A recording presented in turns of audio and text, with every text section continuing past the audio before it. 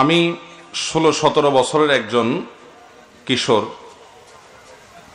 এমন সময় আমার নিজের রোজগার করে চলার মতো সামর্থ্য হয়নি।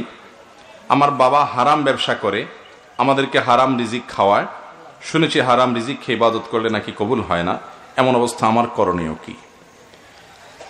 যে তরুণ বে যুবক ভাই এই প্রশ্ন করেছেন, আপনার এই প্রশ্নে আমি আপ্লুত হয়েছি। কারণ বয়সে তরুণ হওয়ার পরও হারাম নিয়ে দুশ্চিন্তা করা, নিজের শরীরে হারাম যেন প্রবেশ না করে সেজন্য টেনশন করা, পেরেশান হওয়া, এটা সাচ্চা ইমানদার এবং মুত্তাকি মানুষের আলামত। আলহামদুলিল্লাহ, এরকম তরুণ আমাদের সমাজের মানুষকে আশার আলো দেখায়। এরকম তরুণে যদি আমাদের এলাকা ভরে যায়, পরিবারগুলো ভরে যায়, গোটা দেশ পরিপূর্ণ হয়ে যায়, তাহলে এই দেশটা সোনার দেশ হতে আর কিছু লাগবে না ইনশাআল্লাহ। যে যুবক হারাম এবং হালাল চিনবে, ন্যায় এবং অন্যায় চিনবে, অপরাধ এবং পুণ্যের কাজ এটাকে পরখ করতে পারবে এবং নিজেকে সকল অন্যায়, অবিচার, হারাম, অবৈধ, গুনাহের বিষয় থেকে বাঁচিয়ে রাখার জন্য সংগ্রাম চালানোর মানসিকতা থাকবে, এই যুবক হলো এই সমাজের সবচেয়ে বড় সম্পদ ইনশাআল্লাহ।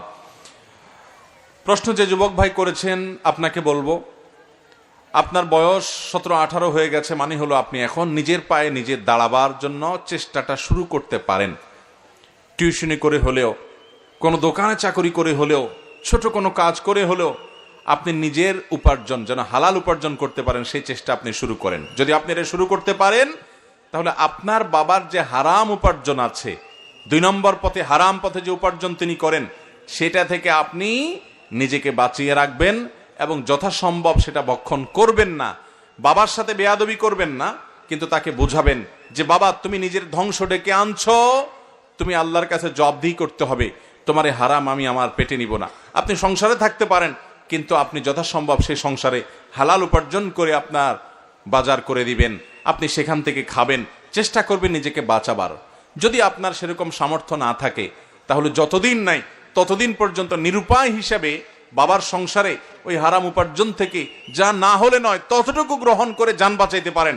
কিন্তু যেটি আমি বলছিলাম, আপনি কষ্ট করে হলেও, কোন রকম সামান্য কিছু উপার্জন করে হলেও আপনার জীবন বাঁচানোর চেষ্টা আপনার করা দরকার, যাতে করে হারামটা আপনার শরীরে প্রবেশ না করে। যদি আপনি একান্ত নিরুপায় হন যে আপাতত কোনো উপায় উপার্জন করার কোনো পথই নাই, তাহলে খুব দ্রুততার সাথে চেষ্টা করবেন উপার্জনের রাস্তা খোলার। ততদিন পর্যন্ত বাবার ওই হারাম উপার্জন থেকে নিরুপায় হিসেবে যা না হলে নয় ততটুকু গ্রহণ করা আপনার জন্য জায়েজ হবে।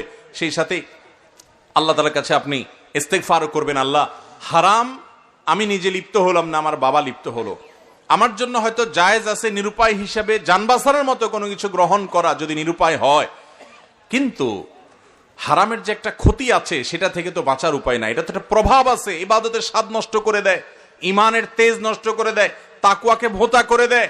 আল্লাহ, আমি এই হারামের ক্ষয়ক্ষতি থেকে আমি আপনার কাছে আশ্রয় চাই, নিরাপত্তা চাই। আল্লাহর কাছে দোয়া করবেন এবং সৎ সাহস রাখবেন।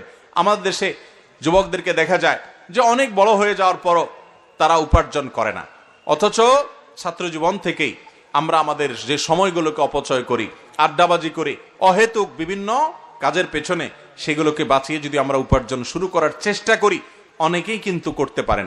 আমি আমার কথা বলতে পারি, আমি যখন মাদ্রাসায় পড়ি এবং আমার বয়স ঠিক আপনি যে লিখেছেন 16-17 বছর, এরকম বয়স আমার মনে আছে।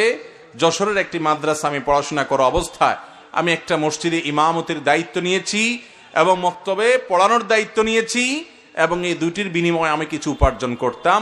সেই উপার্জনের টাকাটা আমার বাবার সংসারে আমি দিতাম। আমার বাবার অনেক ব্যবসা বাণিজ্য ছিল, কিন্তু হঠাৎ একটা দুর্ঘটনায় সকল ব্যবসা বাণিজ্য সব শেষ হয়ে নিঃস্ব হয়ে গেছেন। আমি নিজে উপার্জন করে সংসারে বাবাকে সহযোগিতা করেছি। আমার মনে আছে 4 বছর ছাত্র জীবনে আমি উপার্জন করেছি। প্রতি মাসে প্রায় 600 টাকা বেতন পেতাম। তখন এই 600 টাকা বেতন থেকে 1 টাকা কোনোদিন আমি নিজে কাটে রাখি নাই, বরং পুরো টাকাটা বাবাকে দিয়েছি বাবার সংসারে কাজে লাগাবার জন্য, নিজে চলার জন্য।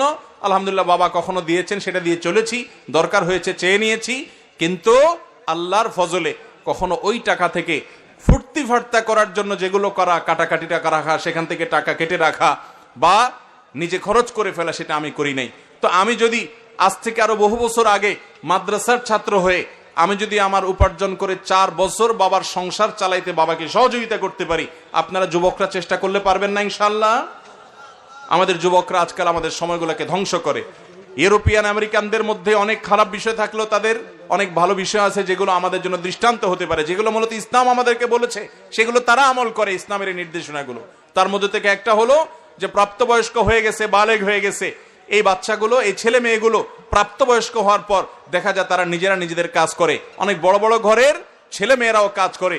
আজকাল আমাদের তো বাপ মার টাকা পয়সা হলে পোলাপানের ভাবসাব এমন হয় যে কাজ করা তো পরের কথা, কাজের লোক দিয়ে অর্ডার করা ছাড়া কলাটাও ছিলে খেতে রাজি না।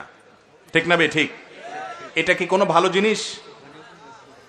অনেক যুবক আছে, বাবার টাকা পয়সা আছে, পরিবারটা যথেষ্ট সমৃদ্ধ পয়সাওয়ালা পরিবার, এই জন্য সে মনে করে যে আমার সব ড্রাইভার সাহেব দরজাটা খুলে দিবে।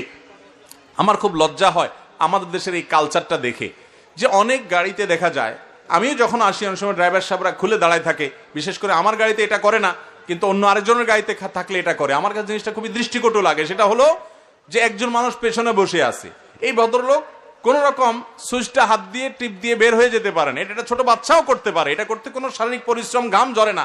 কিন্তু না, ড্রাইভার সাহেব গাড়ি থেকে নেমে এসে তার দরজাটা খুলে ধরে থাকতে হবে, তারপর ভদ্রলোক নামবেন। এর চেয়ে হাস্যকর আর কি আছে বলেন? ড্রাইভার সাহেব বেচারা গাড়ি রেখে যদি নেমে আসে, তাহলে সেক্ষেত্রে এই লোকটা নামতে ডাবল সময় গেল, কারণ ড্রাইভার সাহেব নেমে এসে তাকে নামাবে, আবার যা তার সিটে বসবে, অনেক সময় রাস্তায় জ্যামের সৃষ্টি হতে পারে এর কারণে। এর পাশাপাশি দুর্ঘটনার শিকার হতে পারে গাড়ি। সবচেয়ে বড় কথা হলো যে একটা সুস্থ সবল মানুষ, এ তো পঙ্গু না, তার তো হাত পা ভেঙে যায় নাই, দরজাটা খুলে নামবে, এটা দিকে তার জাত চলে যাবে? মুসলমান এত অলস, এত অথর্ব, এমন এত বাজে কালচারের অধিকারী হতে পারে না।